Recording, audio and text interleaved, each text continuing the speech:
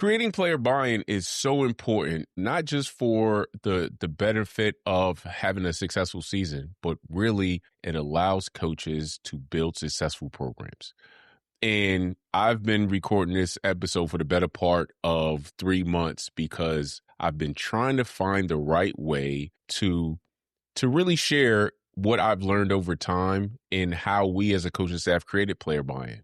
But there's this elephant in the room that I feel like it needs to be addressed. But now that the regular high school basketball season has ended, I really feel that it is important for me to address the elephant in the room. And there's not a lot a coach can do by way of creating player buy-in if everyone involved in the process isn't bought in.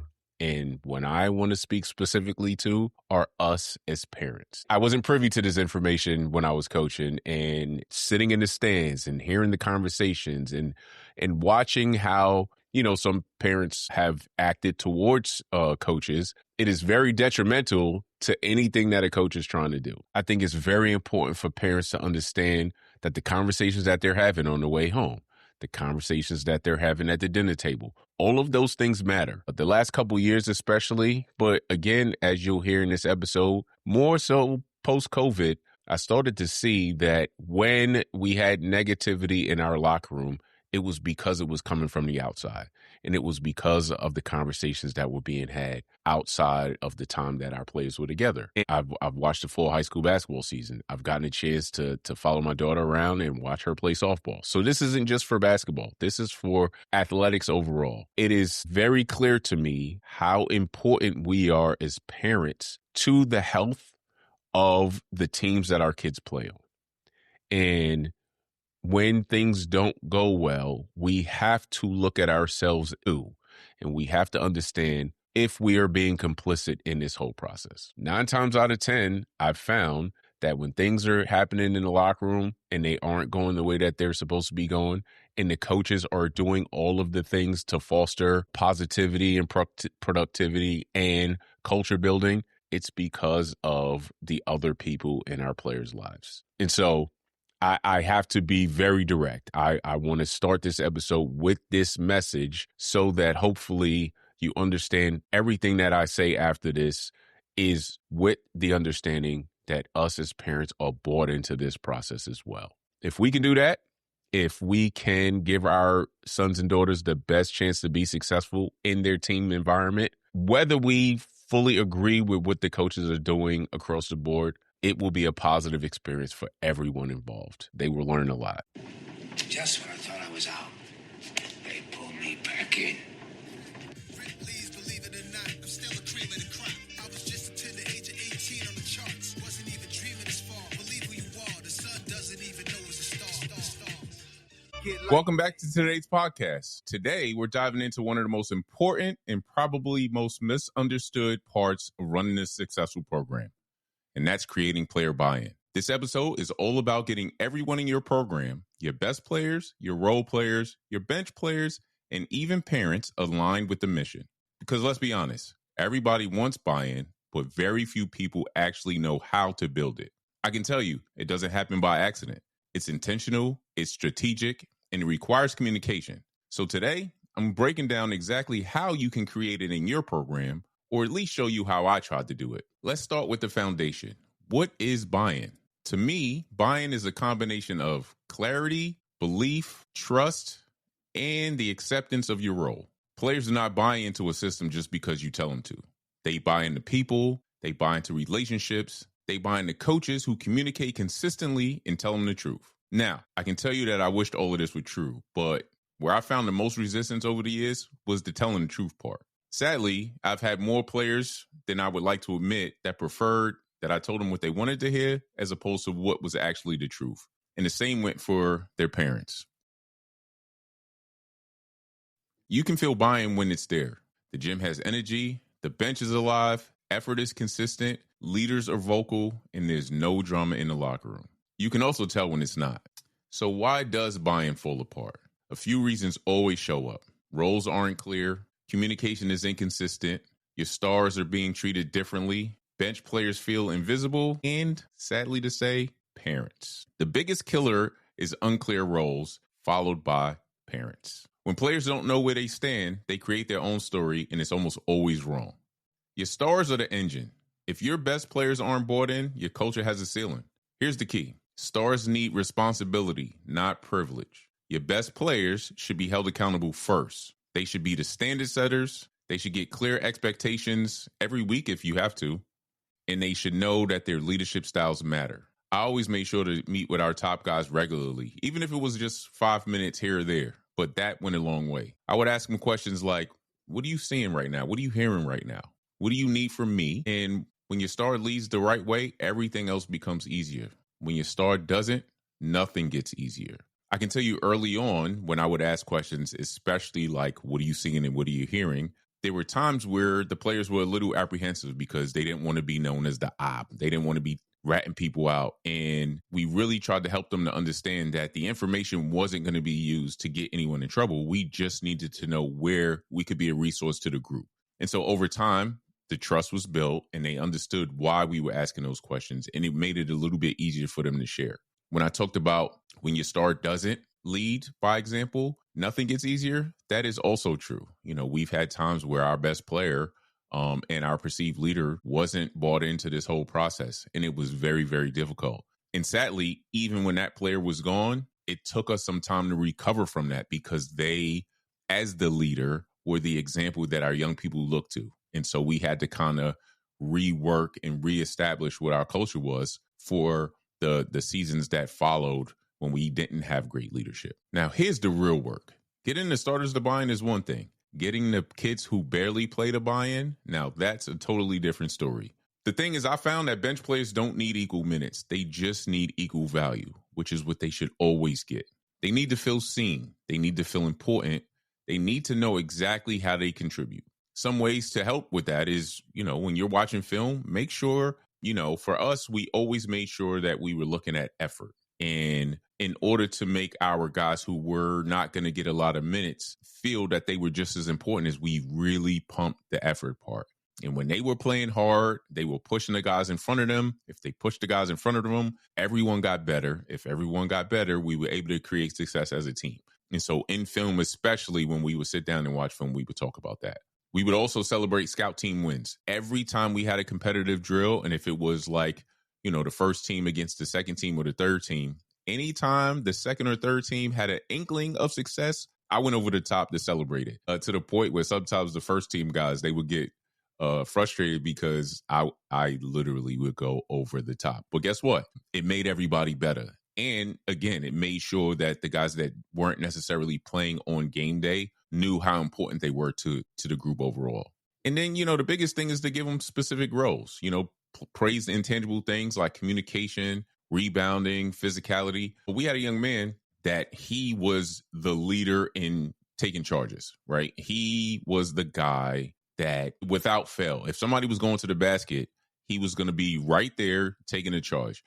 And our teams got to be very athletic. And so teams to try to slow us down, especially with getting to the basket, is they would just step in and take charges from us. And so the next phase of our development as a group was playing on 2 feet. And so you could talk about playing on 2 feet all you want, but when you have a guy in practice every day that is going to stick his nose in there and is going to take a charge, it made guys mindful of the fact that it wasn't just about playing on 2 feet against teams who were taking charges. It was about playing on 2 feet all the time, because that was going to make them play more under control. And again, it leads to us being better.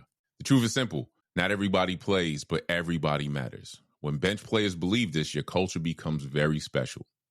This episode is being brought to you by My Jersey Designs. If you're looking for digital replica jerseys, go to myjerseydesigns.com and they'll take care of you. This might be the most important part of this episode because buying lives and dies with role communication. I think as a coach, you need to be clear early and consistent. I recommend, which is what we did, is having a meeting in the preseason. We would actually meet right before tryouts.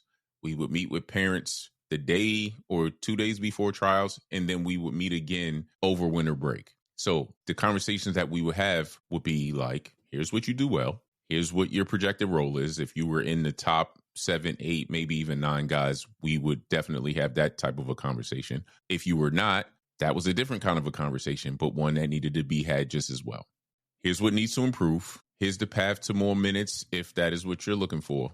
And then you need to make sure that that communication is happening. Like I said, we would do it before the season started and we would do it midway. Now, there might be some people out there that will continue to have those conversations. For me, it was very difficult because when you get into January, there are some Januaries where you will play more games than you have practice time. And so it is very hard to move the needle by way of wholesale changes. Now, God forbid somebody gets hurt or has some academic problems or gets in trouble, then everything changes. But if everything stays status quo, which is what we like in January, then it's very hard to make a really big change. What we did do, though, is every year in between the end of the season and the playoffs, that will be another opportunity to have a sit down with a guy, because at that point, their trajectory should continue to be in a positive direction.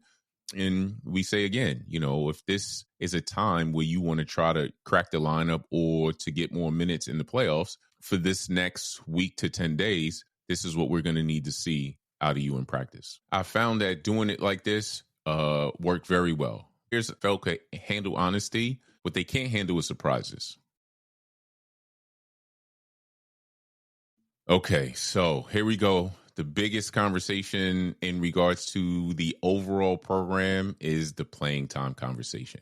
This is where the majority of issues come from. Players, parents, and the locker room. I always stress this. We play 32 minutes in a high school game.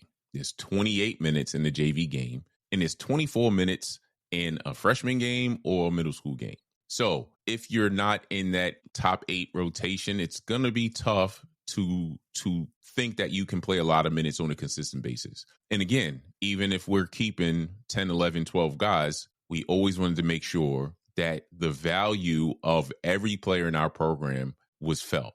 But what starts to happen when you get into this phase is when you start playing games and guys aren't playing per se, the people outside of our locker room start to infect the inside of our locker room. And so I'll get into how parents can play a part positively and how they may negatively impact the locker room.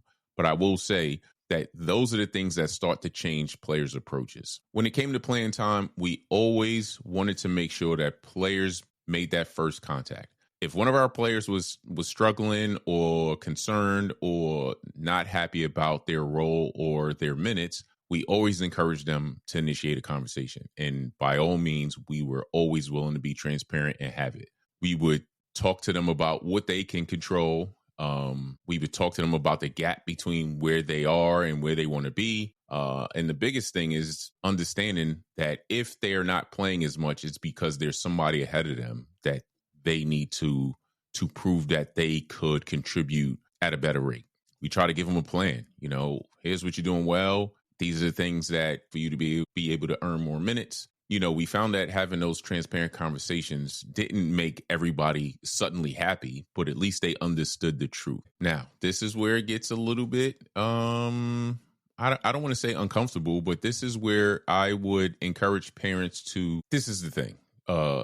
There are some people that are going to listen to this and they're going to be like, oh yeah, because they understand the totality of what this scholastic experience is supposed to be. There's some parents that are going to be like, oh, forget him. What is he talking about? I'm going to do whatever I want to do. And those aren't the people I'm trying to reach. It's the people on the fence. And so for the folks that can get something out of this episode, and then you have your friends that may be on the fence and they can go one way or the other, try to grab them and just help them to understand the perspective of where they contribute, where are they complicit in this entire experience. Because parents are a big part of how this all goes. I would love to think that when we build our culture and we grow it and it's super tight, that our locker room is going to be absent of any conflict. But I know that even though we spend a lot of time together, the rest of the time our guys spend with their family and their friends and the people who influence them just as much. And so when we start to have problems in our locker room, 9 times out of 10, it's not because of the people inside the locker room. It's because of the people outside of it. And so I know that parents aren't the enemy. I've said this before. Parents, their priority is their child. For us coaches, our priority is everybody's children. It is the entire program. And so sometimes there's a disconnect. Sometimes there is the priorities are a little bit different. As a parent, if you understand that to be true and you do not act emotionally in your decision making process, this could be a little bit better. I think that if you communicate with parents early, so that they don't have to assume, so that they don't start to fill in the gaps that I talked about earlier when you don't communicate well with the players, I think you have a better chance. I know that over the past few years, I would say post-COVID, when everything started changing in the recruiting landscape, I feel like everything got ratcheted up by way of there being more potential for conflict with parents. There's less of a understanding of this is a total team experience and more about what can be done for my kids specifically. So I still try to avoid that by, again, having a meeting in the preseason. We would have our parent meeting before tryouts. We would lay out our standards. We would talk about team values. That is the time where we would talk to them about our mission statement and our vision statement. We would talk about playing time expectations. We would communicate boundaries. Parents, we have this 24-hour rule. If there's something that you really need to talk to us about, let's make sure we're not doing it on game day. And it's not even about having an opportunity to meet and communicate when cooler heads prevail, but you also have to consider the example that you're setting for your child. If you as the adult, if you as the person that are in charge of developing a young human being, if you can't act accordingly, what example are you setting for your kid? And so, yes, because we love our children and we want them to do the best that they can, it can get emotional at times, but that should not guide any type of conversation that we have with another grown-up, especially one in charge of helping to be a part of the development process with your child. And then we would tell them what we would and would not discuss. So, for example, if a parent comes up and says, why isn't my kid playing? That's not a conversation that we want to be having. And it's not that we're not going to have it at all. It's just we're not going to have it first. I said earlier, if your child is curious or upset or frustrated about their playing time, by all means, we will talk to them about that. Now, if we have a meeting with the child, with the player, and it is unsatisfactory to the young man, then they have every opportunity to then go to their parent, discuss it, and then we would have a whole meeting. But I can tell you that over the years, first of all, we very rarely had players come in and be like, I don't understand why I'm not playing more. They knew what was going on because they were in practice every day and they knew what was happening. But again, the times that we did, if it ever got to the point where they needed their family to come in, we would have them come in. What was challenging is most of the time it was the parent that was upset, and now we have to have this meeting and the players sitting there and they're embarrassed. Their heads down. They don't want to talk at all because the parent is upset about something that they are not. And so, again, it goes back to what example are we setting? We had one situation where this young man was really upset. He was struggling because he was someone who over the years, he played a lot. When they were in middle school, he was the guy. And then he stopped growing. And then he became, a 6 foot tall 4-man. Well, that doesn't bode well in the Commonwealth. And his parents still had this expectation of what he was. And so we're sitting in this meeting and they're upset about the fact that this is going on. And they asked me what I was going to do about it. And I pushed back and I said to them, or I asked them what they were going to do about it, because his struggle at that point, it was emotional, it was psychological, it was all of the above. But the biggest thing was he didn't feel like he was good enough. And the reason why he didn't feel like he was good enough is because in practice, he knew that there were guys that were better than him. But when he got home, his parents reminded him of just how invaluable he was. And again, they didn't do it on purpose, but they wanted to place the blame at my feet, and it wasn't my fault at all. And so as we continued to have that conversation, I don't know that I ever got it totally through to them as to what their role was, because they were not willing to accept how complicit they were in this experience. But that was one of those points in time as a coach that I've realized that it's not always going to be perfect. And so now that I'm in a situation like this, I get to, I don't know, in a less threatening way, I get a chance to say, hey, parents, because I'm one as well. Both of my kids have had coaches outside of me, and we didn't love all of their experiences, but they were all valuable. And so if our children were not being harmed emotionally or psychologically, but maybe it was a little bit uncomfortable, then so be it, because that's life. And again, they are better off for it. At least that's the way we took it. The big thing about playing time is everybody thinks that they need to score to get on the court. Like I know, if you play some defense, it is very likely that you're going to find your way on the basketball court. And so even in our guys that were starters, we would have to have these conversations about this whole scoring thing. There's not enough basketballs to go around if everybody's trying to get 30.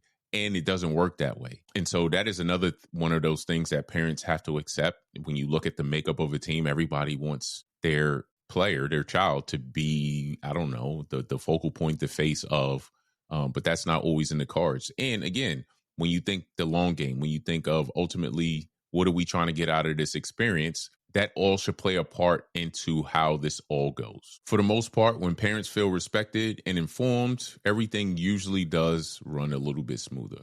If you've gotten this far, please hit the like button so that we know that you appreciated this episode.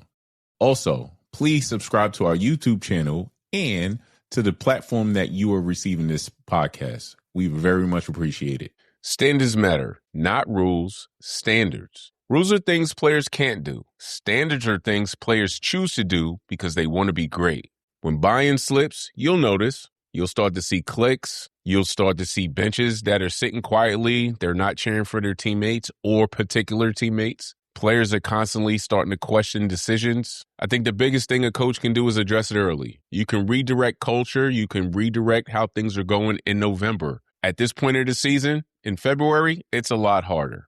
And so for teams going into the playoffs, this may be something that you'll have to consider moving forward. Here are some things I think you can implement immediately. Again, while we're at the end of the regular season and moving into the playoffs, these are still things that are important and can help a team have a successful playoff run. Have weekly check-ins with every player. In the offseason, have accountability charts. We would have workout warriors, and we would chart, if we had a certain number of workouts and how many of our guys attended those workouts. And whoever attended the most workouts, they would get recognized as the workout warrior. As you're still practicing, recognize your scout team. Find a way to do that. A thing that we did was leadership groups. In the offseason, we would have like these pods. And the pods were really an opportunity for there to be someone put in a leadership position, and they will be in charge of a number of players. Pod group will be a number of 5, and this will be every person moving into the high school realm. So this will be rising freshmen, JV, and potentially varsity players moving into the next year. We will put a person in charge of each group. It helped with communication. And so I would send messages out to the pod leaders. The pod leaders would then be in charge of getting that information out to their group. We made sure that the pod leaders were people that weren't necessarily going to be captains, but they were people who we either wanted to help grow their leadership or people who we saw as the leaders of the future. And so this also helped in helping with our culture being spread and disseminated, especially with our young people. It allowed for there to be smaller groups of people who were connected to each other, and we made sure that friends were not in the same groups if possible. And when it got to the point where friends were in every group, that was a good thing. But for the most part, we put people in charge of maybe players that they may not be as familiar with. And we made sure that each of the groups had players from each class. And so that there was an opportunity for the young people to have an influence on the younger guys. We would give players ownership in potential drills that we wanted to use in practice. Touching base with our guys periodically really helped with that. But, if somebody had either an idea or there was something that they really like to do, we would give them the opportunity to run those particular drills. And that really helped. These things, they were small, but they created a lot of trust within our group. Let me leave you with 2 big ideas. Mine comes from clarity. If kids know their role and feel valued, you eliminate 90% of your problems. And while that other 10% is very important, parents, if kids feel valued, again, things can go well. Buy-in is built through consistent conversations, not speeches. You don't convince a team in one dramatic meeting. You build it day by day through communication, honesty, and connection. Buy-in is not something you demand. It's something you develop over time. Thank you for listening. I hope this helps you build a stronger and more connected program. See you next time.